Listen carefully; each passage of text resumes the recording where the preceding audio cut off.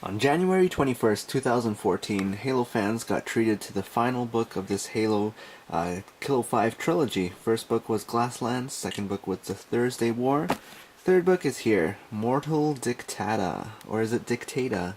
I don't know how to pronounce the name, but as you can see the cover here, we have like a pretty nice picture here. We've got a little girl looking at a Spartan helmet, and of course this person is actually Naomi when she was younger, like 5 years old, and I'm assuming that's her helmet right there then.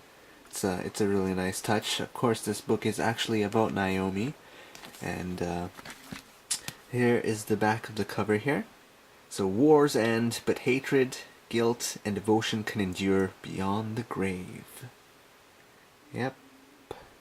So it's written by Karen Travis, and the price, well, if you are from Canada, expect to pay $18.99 for the paperback, $16.99 if you're in the US, or if you get it from Amazon, probably going to be much cheaper. So if you're wondering what this book is about, it picks off where the last book ended, The Thursday War. Basically, they zoom into Naomi's father and try to track him down, try to get the ship that he's planning to buy off of a jackal by the name of Fel.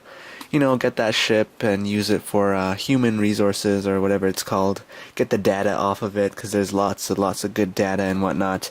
But basically, there's a couple of stories going on in this book. We have Staffan, which is Naomi's dad, so we get to learn stuff through his perspective and what he went through. The first chapter is just really, really amazing. It's actually like a flashback when Naomi was 5 years old on the night that she disappeared. That was just excellent writing there. And then we have, of course, Kilo 5. We just check out what they're doing and whatnot, and we also get introduced to a new character. It's a jackal, or a skirmisher, a female by the name of Chol Vaughn, if I'm not mistaken. And she's got an interesting story, I guess. I wasn't really interested in that story. I mean, we're in the third book here, and I just feel like we have enough characters to dwell on. We don't need to be introduced into more characters, and I was kind of bored during her storyline there, so... And I don't really think it was wrapped up really well either, so... Now, I'll tell you one thing. We don't hear anything about the Arbiter in this book, and we don't hear anything about Jill either. Jill was actually a pretty big character in the previous book, but no, nothing for Jill this time, which is kind of disappointing because I was really curious to see where his story would lead, but I guess we have to leave that to Halo 5. Now, I was a huge fan of Halo Glasslands and Halo The Thursday War, and I was just really excited to read this book. Unfortunately, I think Thursday War and Glasslands are still my favorite, but Mortal Dictata is not exactly one that trumps those two books. It was good and whatnot, but it's like I had to go through more than half the book for the action to really pick up, and for like... I don't know, it's like, it's the third book in the series. You'd think the action would start from the beginning, which I thought it was going to start from the beginning with the way chapter 1 was going, but it definitely slowed down, and that Jackal storyline, I just really was not interested in that, so I don't know, I'm definitely disappointed about that, because like when I was at the last 2-3 chapters, it was like... drop dead amazing, and I was like pretty frustrated because like the book is about to end, and this is the last book, so we're not going to see these characters again. It's very unlikely that we'll see them ever again. It's been over a year since the previous book came out, so if there were some questions in that book, I don't know if they were answered here or not. Major Halo enthusiasts would know the answer to that, but as far as I'm concerned, as for questions I had in this book, it does leave a lot still open there, but it does do its best in the final chapter to bring closure to a lot of things, as well as some things that we didn't really think about in the first place, like learning the history of Osman. And I think it's pretty interesting what they did with Osman in this book. I kind of started to like the character. Like in the previous two books, or in that comic book series, I just didn't like how she looked like or how she acted, but she felt more human in this book.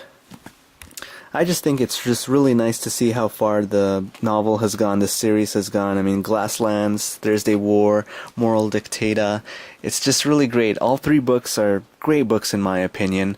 Of course, the first two are much better than the last, but I just think they were an excellent source of Halo entertainment. The epilogue, I have to say, the epilogue is definitely something that I saw coming, but it's definitely nice to read for sure. So I highly doubt they'll expand on that epilogue in the future since this whole novel series is over, but, you know, if they do go back to it, I think it'll be pretty interesting. I mean, they have to anyways. They have to. One thing I liked about this book was the introduction of a new engineer, or Hiragok, by the name of Sometimes Sinks. Definitely really interesting to see how rampant engineers can be, and they're just really fascinating creatures in the Halo universe.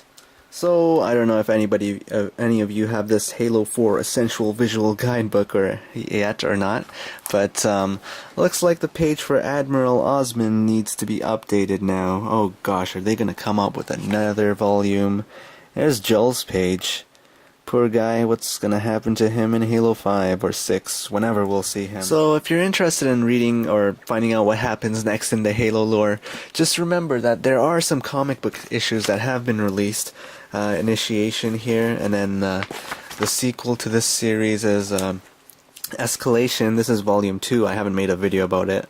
Probably not going to make one, it's way too late now, but it's definitely cool. I mean, you get to learn about the Arbiter and some other characters from Halo 4, and a new Brute character which may have some importance in Halo 5, unless of course he dies in this comic book series, which would be a shame because the Brutes were pretty cool characters and I'd like to see them again. If anything though, this book did let me think a lot more about characters like Dr. Halsey, and I've definitely lost respect for Dr. Halsey. I mean, I used to just think, Halsey's cool, she made the Spartans, yeah, that's awesome, but no, I mean, when you get down to think about it, the Spartans weren't made to kill the Covenant, they were made to kill humans. The Covenant just happened to bump into us, and the Spartans got to be lucky and get all the fame and whatnot, but man, what happened to them was just really, really cruel, and something has to be done, and it's crazy how it's affecting some people and whatnot, and I don't know if Master Chief is going to feel affected by this. Will he start to hate Dr. Halsey? I think that'll be really interesting if they go into that in Halo 5 or 6, because he really, really likes Dr. Halsey for sure, especially since Cortana is also based off of her, so definitely Halo has some potential interesting topics that it can go into, but will they go into it? I don't know. So, Karen Traviss is obviously an author that I think on my videos that a lot of people have shared their distastefulness in her writing style and whatnot, and luckily for me, I haven't really seen I haven't really agreed with them. I really like her style and whatnot, but I'm curious to know what you guys think about this book. Did she do a good job? Did she do a bad job? Or even if you do like her style, what do you think? Anyways, did you like reading this book or not? I like it. I like it. I stand by what I said earlier in this video. It could have been way better, but it was really good anyways. It was just really good. So what's next for Halo novels? I actually don't know. I mean, nothing has been announced yet after this, so I don't know what's going on there. I do know there's 3 more issues to the Halo Escalation series, and then I think they might make another Halo something series regarding around these characters here. I'm not 100% sure on that though, but yeah, we're sort of in the dark right now. Halo 5 must be coming soon, hopefully. I'm not exactly sure when Halo 5 is coming, actually. I just think it's pretty cool to see how far we've come. I mean, from a little book like this, Halo the Fall of Reach, look how tattered and battered this is.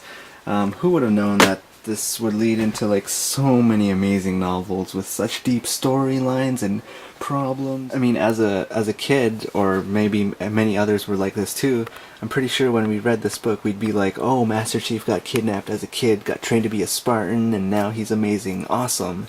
And sure, maybe that was awesome back then, but no, when you grow up you realize that no, that's not awesome at all. It had its repercussions and whatnot, and I like how the franchise is growing in that direction and teaching us about those repercussions. So my only hope is if we get to see Master Chief go through these problems and see how he deals with it, I think that'll be really awesome. But at the same time, this is just a fighting shooter game, first-person shooter, so pretty sure a majority of the gamers don't really want to see this emotional mumbo-jumbo stuff, but who knows, who knows.